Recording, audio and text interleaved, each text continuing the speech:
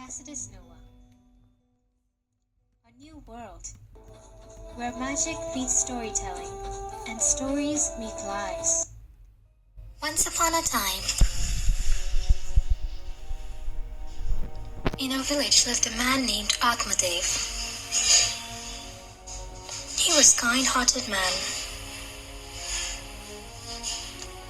His wife Dhundhukari, on the other hand, was a cruel woman. She would fight with anyone she met and wanted to enjoy this temporary world by doing no work.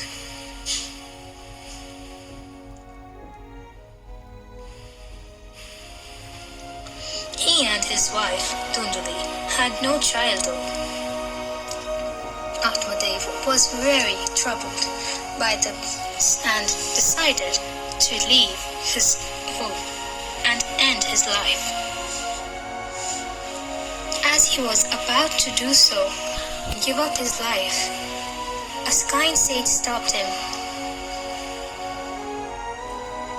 He told Atmadev that what he was doing is a sin.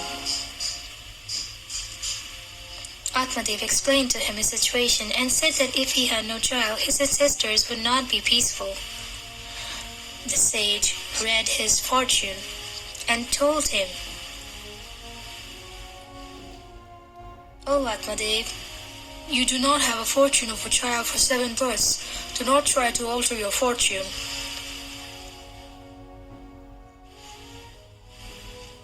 Atmadev folded his palms, tears steady, and replied, "Maharaj, I accept your wisdom, yet the ache is real. If a blessing exists, please grant it."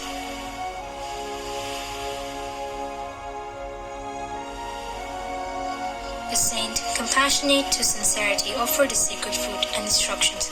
"Let your wife take this with austerity, truthfulness, restrained prayer. Keep in mind clean and diet simple." He then departed, leaving behind not guaranteed but disciplined path.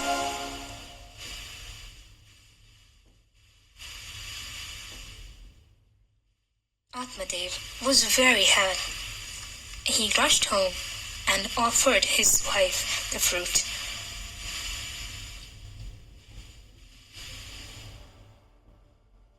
Dhundhukari feared pregnancy, the bodily strain, the discipline, the risk of rebuke if the austerities were broken.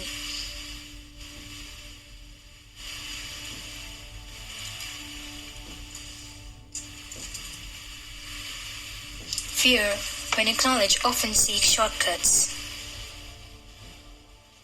She met her sister in confidence and proposed a deceit. Her sister would bear a child and then secretly hand the baby over when Dhundhukari feared pregnancy at home.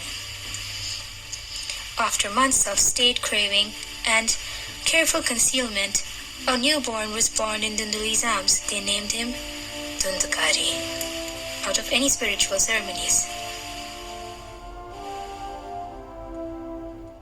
You must be thinking, where did the fruit go? Well, Dhundhukari fed it to a cow they had kept, and guess what? The cow ate the fruit and in due time gave birth to an extraordinary child, calm-eyed, luminous, marked by serenity that made elders pause. They named him, with all spiritual ceremonies, Gokarna.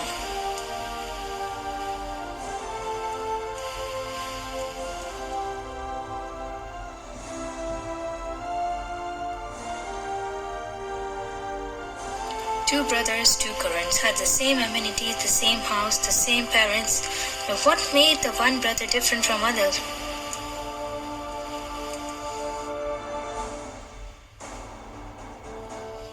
Dhundhukari, born of concealment, anxiety, and untruth, was evil-minded.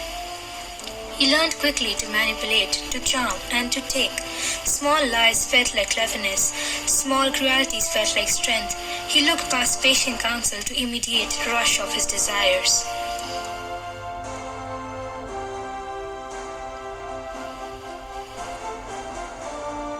On the other hand, Gokarna, born of providence, of listening, of purity, he was kind-hearted and pure as his father Atmadev, and even when Dhundhukari would laugh at his good actions, he stayed patient and virtuous and would never complain.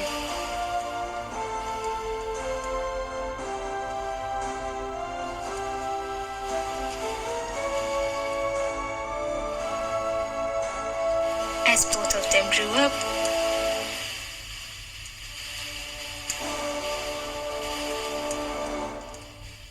Dhundhukari became more evil. He gambled and committed theft. He also kept 7 consorts with him.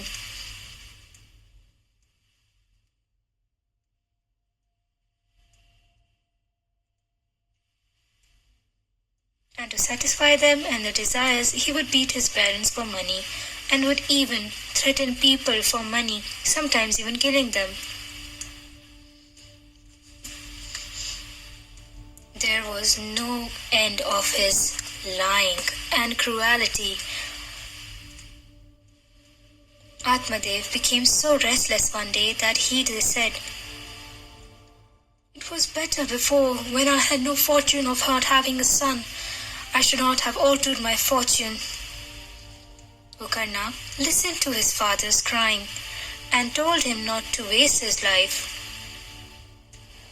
Instead, he told his father to do chanting of the holy name of Sri Krishna to be freed of suffering of this world. His father got some sense in himself and rose up, thanking Gokarna, and went to the forest. There he chanted the name of Sri Krishna and later got repatriated to Vaikuntha, the heavenly abode of Vishnuji.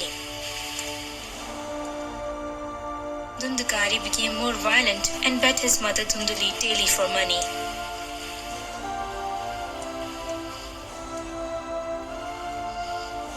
You reap what you sow.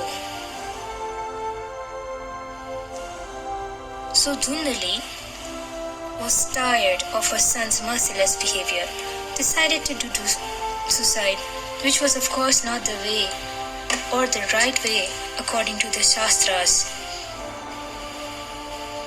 Now Dhundhukari is not bound by anything after the death of his parents and decided to do more evil things.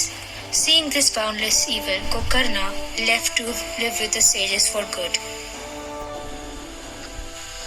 No one can escape karma, not even the evil Dhundhukari. So one day, fine day, the 7 consorts were discussing a necklace he had stolen for them. One of them suddenly had a thought and said, "Oh sisters, Dhundhukari steals from the king. If he were caught one day, the king will sentence us too. He has to die anyway. Let us all kill him and run away with all his money."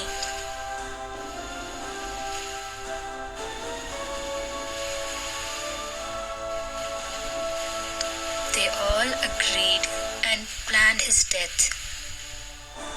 With desperation and violence, they bound him, bet him, and killed him, hiding the dead and the body. No rites were performed, no final prayers were spoken over him. Dhundhukari left the world in secrecy and dread, reaping the fruit of path he had chosen.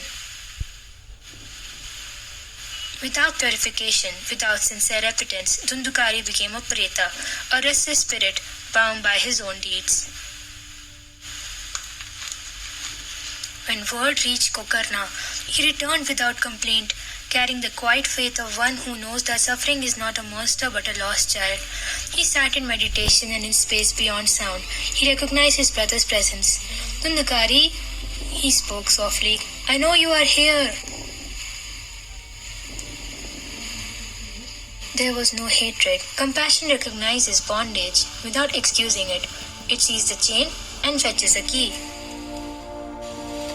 So did Gokarna. Gokarna made a decision that he would also free the chains of his brother's soul.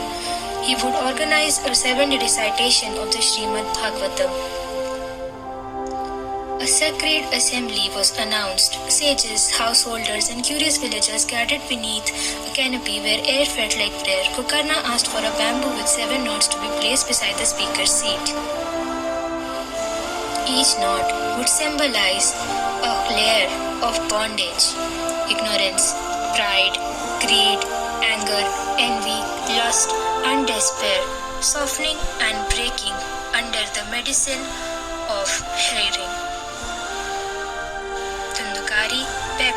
forgiveness and freedom from his preta yoni.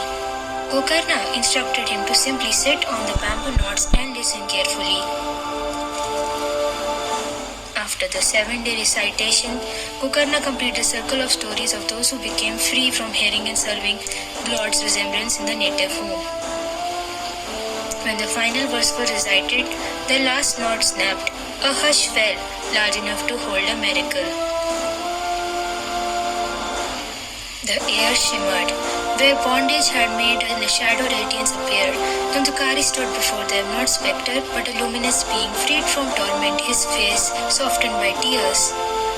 Dhundhukari, purified, departed on the path of Lord's abode. No longer bound by fear, the village changed. Hearing became a daily practice, not an occasional ritual. Later, all those who listened to the Śrīmad Bhāgavatam also got liberated. Moral of the story: you reap what you sow, so do not fight over material things and live a good and peaceful life. Thanks for watching. Jai Shri Krishna.